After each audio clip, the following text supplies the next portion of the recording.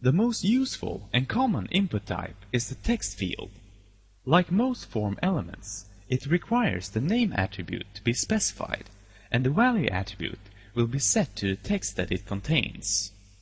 Another useful input type is the password field, which hides its characters from view. For both of these types, we can specify an initial value using the value attribute. We can also change the field size, which is measured in number of characters, or put a character limit on the field using the max length attribute. The last text field, hidden, is used to add data to a form without displaying it to the user.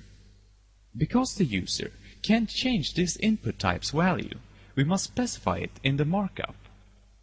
Next, we have the checkboxes, which are used to give multiple choices. If we don't specify a value, a selected checkbox is sent with the value true, and if the box is unchecked, no value will be sent for this element. With radio buttons, only one button in every group can be checked.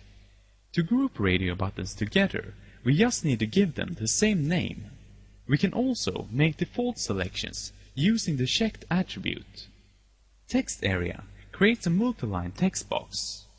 The text between the tags is the default content, and the size of the area is given by the cols and rows attributes.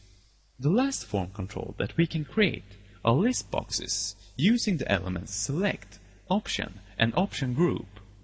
The select tag is the container for the list and gives the list its name.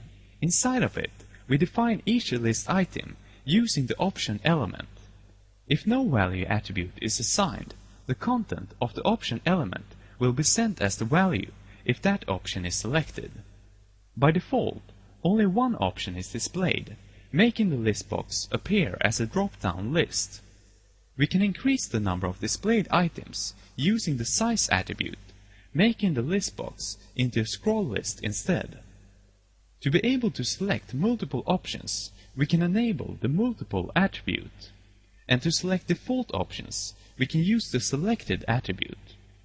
The option group tag is used to give a title for a set of options in order to group them together. The field set elements creates a border around any form controls in order to group them visually. We may also provide a label for the field set using the legend tag.